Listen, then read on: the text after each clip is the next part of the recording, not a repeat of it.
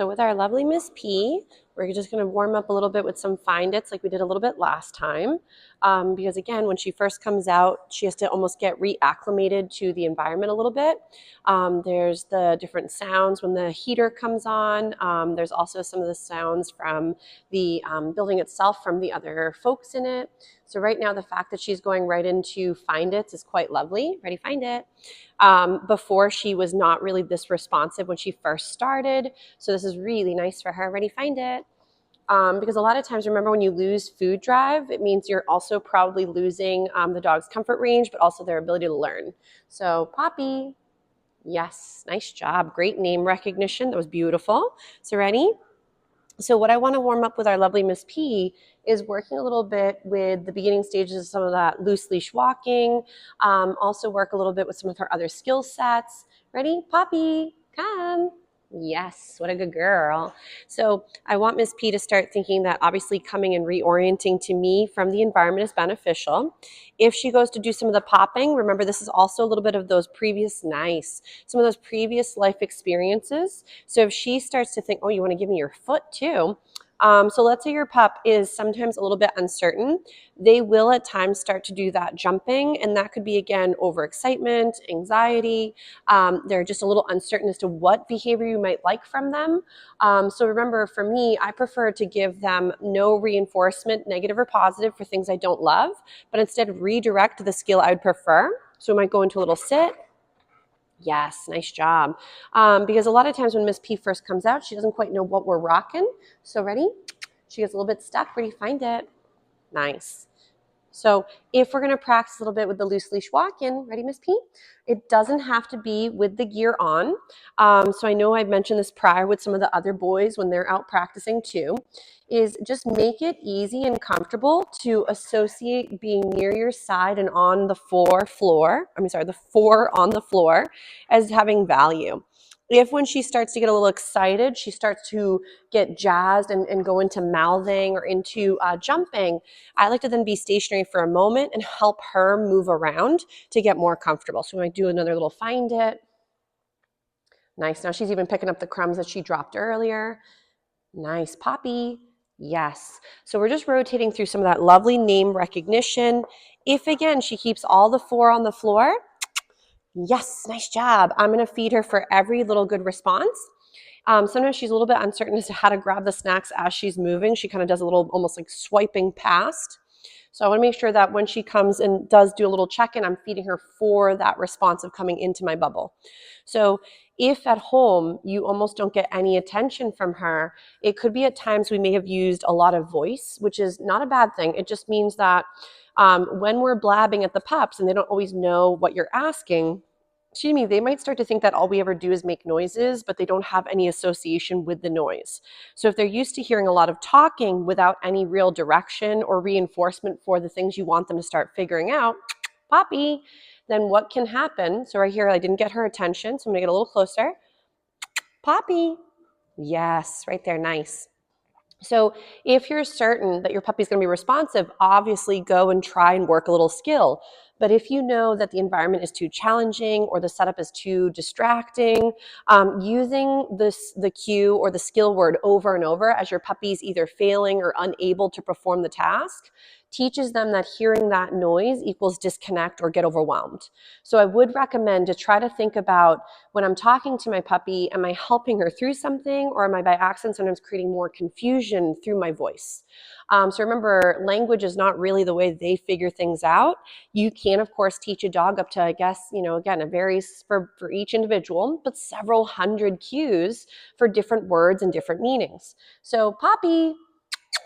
So if, again, she's a little distracted, she kind of hears my little one doing some playing, and then sometimes the noises from the building. So if I lose her, I'm going to get a little closer. Poppy. She's like, hold on, lady, I smell so many good smells. Right here? Yes. So I want her to start thinking that there's value in coming into the space. And she's like, I don't know if I like those bad boys. Here, you like the cheese better, she says. What is it, my lovey? Oh, how cool. So my little one is doing some playing on her little bubble while I'm also working with the pups throughout the day. So, but Poppy says, I would really like to say hello real fast. But you can say hi to her if you want. Poppy, come. Nice job, cuteness. She's like, I would not sure. There we go, right there. Try that one, see if you like it. So with our lovely lady, remember that taking food is, again, a barometer to her comfort range. So if we're finding that she's well past that feeling of safety, or she's overwhelmed or over aroused, then that means that a lot of times whatever we're working on is not going to actually be retained and therefore change previous habits. So always definitely think about working her under threshold where she's still responsive, comfortable, and can be attaining of those new skills in that situation. Poppy. So I'm going to see if she maybe wants to do a little bit of playing.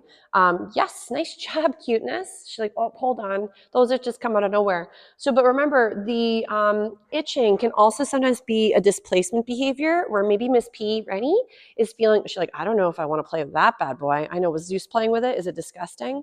She's like, ew, I have standards, lady.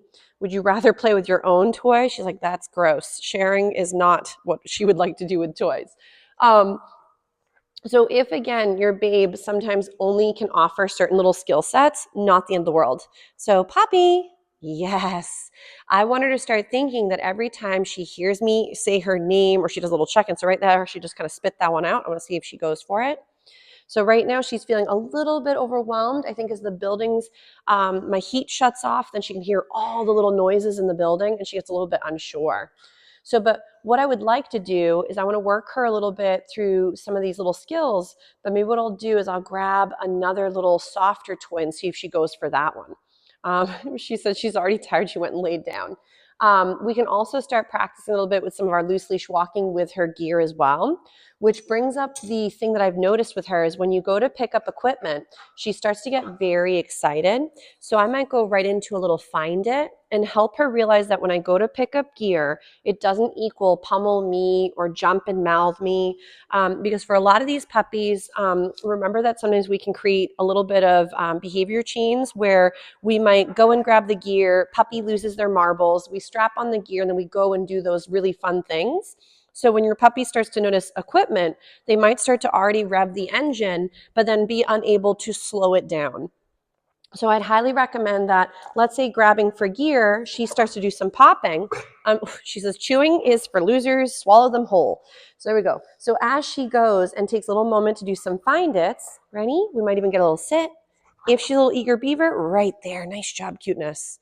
So remember that what you're trying to do is feed for what you'd like to have happen again, or to redirect her to something that's easy enough for her to be able to attain, when otherwise she would still be going back into the behaviors you're not a huge fan of.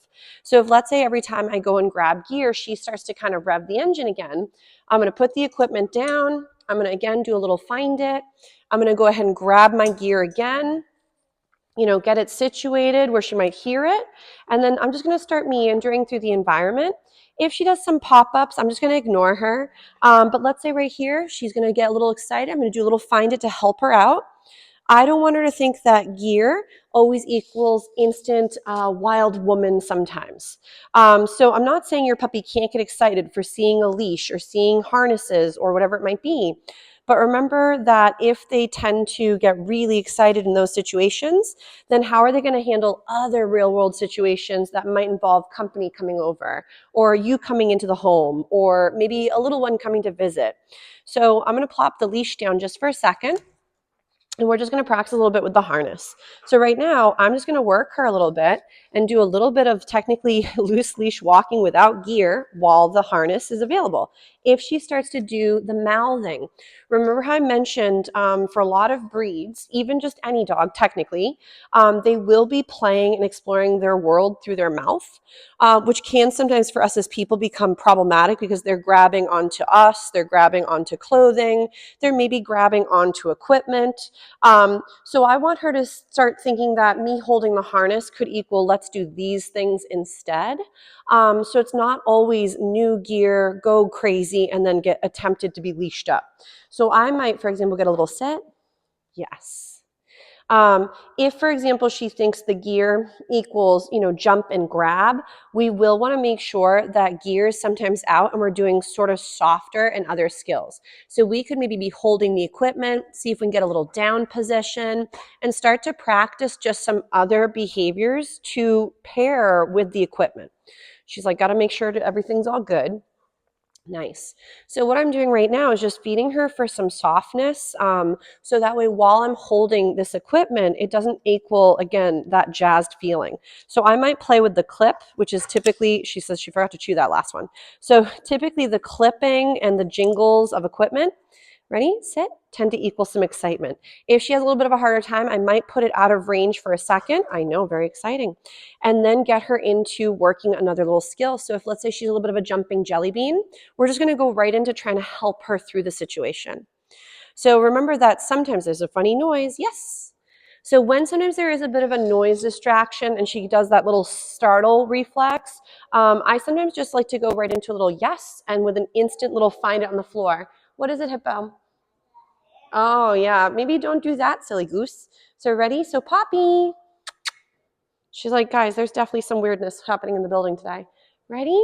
Nice job checking in. So we'll go right into a little find it here. Again, as we're practicing, I might clip and unclip. Right now, she's just a little bit interested in the environment than she is my stuff. Yes, sit. Gorgeous, very pretty. Then we might try a little down. She's like, no, I don't know yet. So I'm right now just still luring her. She may very easily go into a down in general with just the verbal cue or a visual and verbal. Ready? But right now she's a little bit unsure with the noises in the building. So if let's say you're trying and notice how she's like, what the heck? Maybe she does better with some sits. Feel free to just rock whatever position she may be able to tolerate. Remember though, making her be stationary might make her feel more trapped. Ready? So, but being a retriever, they tend to be very mouthy. So I like to make sure that we're practicing some behavior before we actually need it. And that when your pup tends to be rather mouthy, that could also be a bit of a stress signal where they don't know what to do with their mouths. So they're just going ahead and shoving anything in there to try to help them feel better. So right now she's meandering. Again, the harness is out, but it's not getting bombarded by her right now. So we might give her a little chance. She's just meandering, checking out the environment. We're going to grab some more of the cheese that she prefers. Ready? Poppy. So what I tend to like to do, yes, is as the puppy comes in, if let's say she goes into the equipment again, Poppy, ready? Drop. Yes. So I'm going to move it away. She's like, no, it's very exciting. Go back into another little find it. If we are going to try and practice putting it potentially on her, I do want to have it be ready, and I like to go ahead and put food and then be able to loop it over her little head. Ready, Pops? So if let's say she's very interested in the harness, I like to do a nice big find it where now the puppy could, for example, be scavenging for some of those snacks. And then as she's kind of gobbling up those goodies, I can just comfortably put the gear on and not have it turn into a moment where she was, good shake off though, madam, not into a moment where she was mouthing me or mouthing the equipment.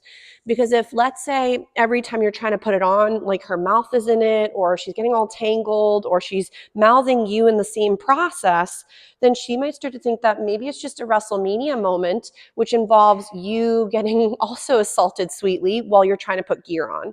So I would definitely make it where I know she's not as used to her harness because she doesn't really wear it that often. So if the harness always equals, oh my gosh, here we go to this new place, or the harness is coming on and we're doing something maybe a little overwhelming or too exciting, we want to make sure that gear is just kind of sometimes on and nothing's happening. Maybe the gear is on and we're doing some simple find its. Sometimes the gear is just being practiced, so putting it on and off. Nice job, Miss P. And then working through it that way. Nice job. But definitely practice with your harness in the household where, or even the leash, and you could even be clipping the leash on and off of her collar. So that way, equipment doesn't equal, I'm not sure what's happening, and therefore it creates that mouthier and that anxiety sort of response from her. So, but she's like, guys, the heat just came back on. It's a little bit creepy. Nice job, Poppy. But she's definitely a little bit more comfortable where she's going and picking out, obviously, her favorites from the trail mix. But at least she's still taking food even as the odd noises from the building are happening. Nice. So that was a beautiful little coming over to me and then sitting and settling nearby versus going and jumping or mouthing. I know, she says, I'd rather be a naked woman though.